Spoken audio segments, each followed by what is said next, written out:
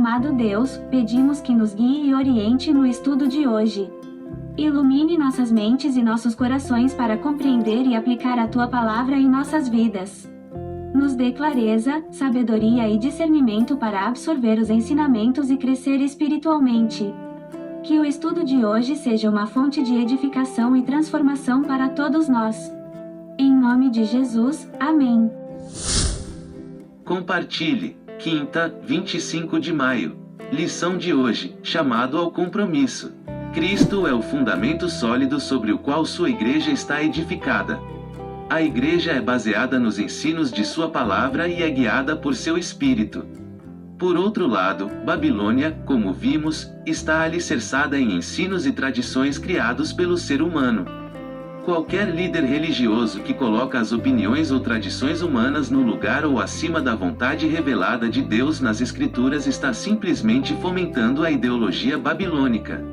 Nos dias da antiga Babilônia, religião e Estado eram a mesma coisa.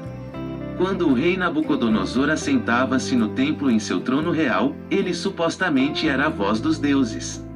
Em certa ocasião, como um ato de desafio contra o verdadeiro Deus, o rei da Babilônia aprovou um decreto universal que ordenava que todos os seus súditos se curvassem à sua imagem, um forte prenúncio do que o povo fiel de Deus, aqueles que se recusam a adorar a falsa imagem, enfrentará nos últimos dias. Veja Daniel capítulo 3.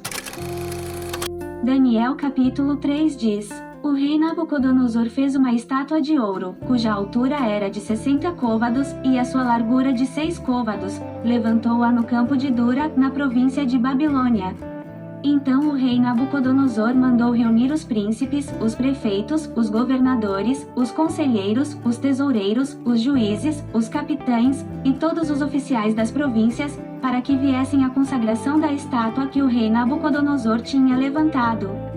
Então se reuniram os príncipes, os prefeitos e governadores, os capitães, os juízes, os tesoureiros, os conselheiros, e todos os oficiais das províncias, à consagração da estátua que o rei Nabucodonosor tinha levantado, e estavam em pé diante da imagem que Nabucodonosor tinha levantado. E o arauto apregoava em alta voz: Ordena-se a vós, ó povos, nações e línguas, quando ouvirdes o som da buzina, da flauta, da harpa, da sambuca, do saltério, da gaita de foles, e de toda a espécie de música, prostrar-vos-eis, e adorareis a estátua de ouro que o rei Nabucodonosor tem levantado. E qualquer que não se prostrar e não a adorar, será na mesma hora lançado dentro da fornalha de fogo ardente. Portanto, no mesmo instante em que todos os povos ouviram o som da buzina, da flauta, da harpa, da sambuca, do saltério e de toda a espécie de música, prostraram-se todos os povos, nações e línguas, e adoraram a estátua de ouro que o rei Nabucodonosor tinha levantado. Por isso, no mesmo instante chegaram perto alguns caldeus, e acusaram os judeus. E responderam, dizendo ao rei Nabucodonosor: Ó rei, vive eternamente. Tu, ó rei, fizeste um decreto, pelo qual todo homem que ouvisse o som da buzina, da flauta, da harpa, da sambuca, do saltério, e da gaita de foles, e de toda a espécie de música, se prostrasse e adorasse a estátua de ouro, e, qualquer que não se prostrasse e adorasse, seria lançado dentro da fornalha de fogo ardente. Há uns homens judeus, os quais constituíste sobre os negócios da província de Babilônia, Sadraque, Mesaque e Abednego. Estes homens, ó rei, não fizeram caso de ti, a teus deuses não servem, nem adoram a estátua de ouro que levantaste. Então Nabucodonosor, com ira e furor, mandou trazer a Sadraque, Mesaque e Abednego. E trouxeram a estes homens perante o rei.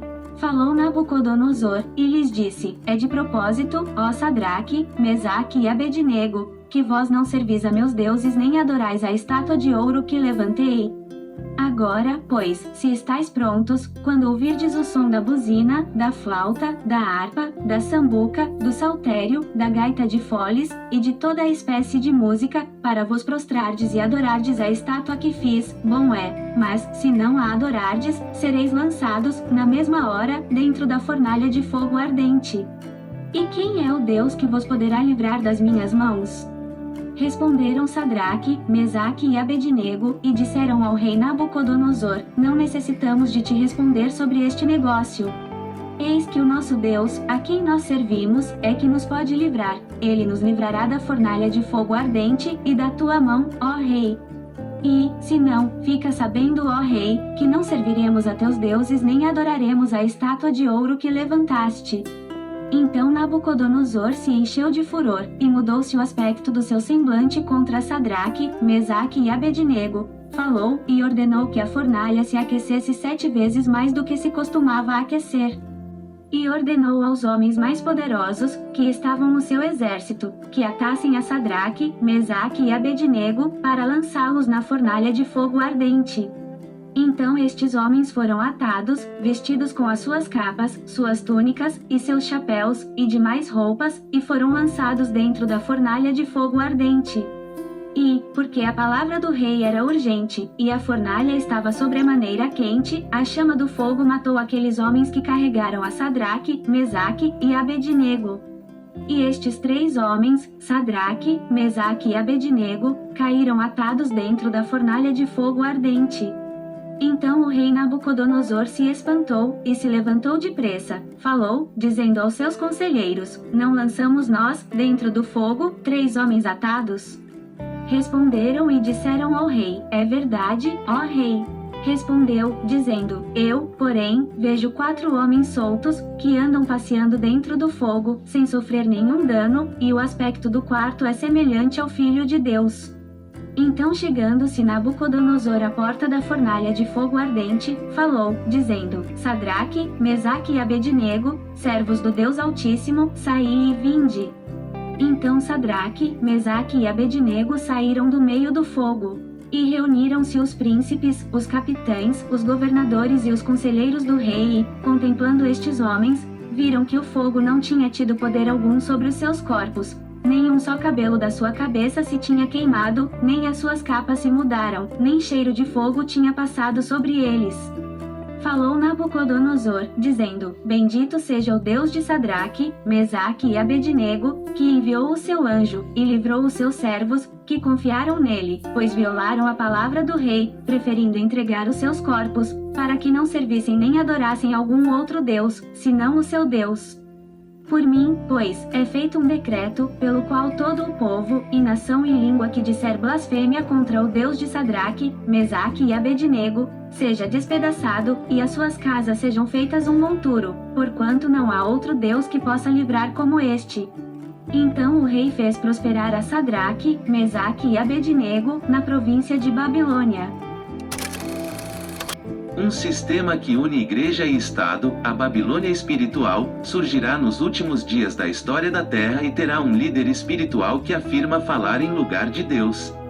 Sua palavra será considerada igual à própria palavra de Deus, e seus mandamentos, os mandamentos de Deus. Ao longo dos séculos, os papas romanos declararam que ocupam o lugar de Deus na Terra, como resumido na encíclica de 20 de junho de 1894, escrita pelo Papa Leão XIII. Nós, os papas, ocupamos na Terra o lugar do Deus Todo-Poderoso. O Ferraris Ecclesiastical Dictionary, Dicionário Eclesiástico Ferraris, acrescenta: o Papa é de tão grande dignidade e tão exaltado que não é um mero homem, mas como se fosse Deus e o vigário de Deus. Leia 2 Tessalonicenses 2:3, para ver como Paulo profetizou essa atitude. Embora muitos não percebam, esse sistema que une igreja e Estado está em contradição direta com a palavra de Deus. 2 Tessalonicenses 2:3 diz: ninguém de maneira alguma vos engane, porque não será assim sem que antes venha a apostasia, e se manifeste o homem do pecado, o filho da perdição. Lemos em Daniel 3 a história dos 3 jovens hebreus que receberam a ordem de adorar a imagem de ouro que o rei Nabucodonosor levantou na antiga Babilônia. Esse é um símbolo, um modelo, do que acontecerá quando a Babilônia espiritual, no tempo do fim, também forçar a adoração de uma falsa imagem. Veja Apocalipse 13:15, 14:9 e 11, 16:2, 19, 20 e 24. Apocalipse 13:15 diz: e foi-lhe concedido que desse espírito a imagem da besta, para que também a imagem da besta falasse, e fizesse que fossem mortos todos os que não adorassem a imagem da besta. Apocalipse 14, 9 e 11 diz: E seguiu-os o terceiro anjo, dizendo com grande voz: Se alguém adorar a besta, e a sua imagem, e receber o sinal na sua testa, ou na sua mão, versículo 11, e a fumaça do seu tormento sobe para todo o sempre, e não tem repouso nem de dia nem de noite os que adoram a besta e a sua imagem, e aquele que receber o sinal do seu nome. Apocalipse 16, 2 diz: E foi o primeiro, e derramou a sua taça sobre a terra, e fez-se uma chaga má e maligna nos homens que tinham o sinal da besta e que adoravam a sua imagem. Apocalipse 19, 20 diz: E a besta foi presa, e com ela o falso profeta, que diante dela fizera os sinais, com que enganou os que receberam o sinal da besta, e adoraram a sua imagem. Estes dois foram lançados vivos no lago de fogo que arde com enxofre. Apocalipse 24 diz: E vi tronos, e assentaram-se sobre eles, e foi-lhes dado o poder de julgar, e vi as almas daqueles que foram degolados pelo testemunho de Jesus, e pela palavra de Deus, e que não adoraram a besta, nem a sua imagem, e não receberam o sinal em suas testas nem em suas mãos, e viverão, e reinaram com Cristo durante 1000 anos. Pense, quais são algumas maneiras pelas quais a igreja é um presente protetor de Jesus para você contra a Babilônia?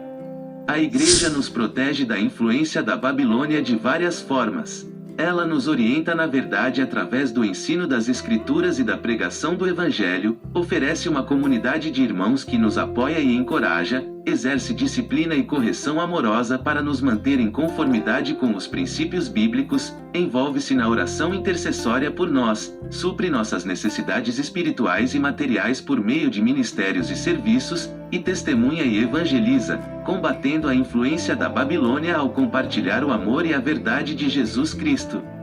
Através dessas ações, a igreja nos protege e fortalece na fé, nos ajudando a resistir às tentações e enganos do inimigo.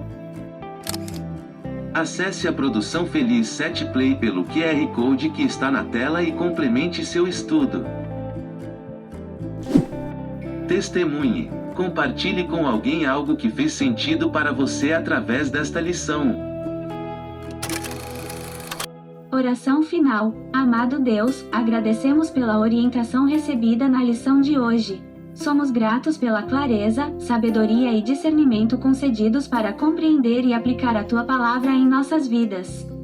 Que os ensinamentos recebidos sejam frutíferos e nos conduzam a um crescimento espiritual contínuo. Agradecemos por estar sempre ao nosso lado, nos guiando e iluminando. Em nome de Jesus, amém.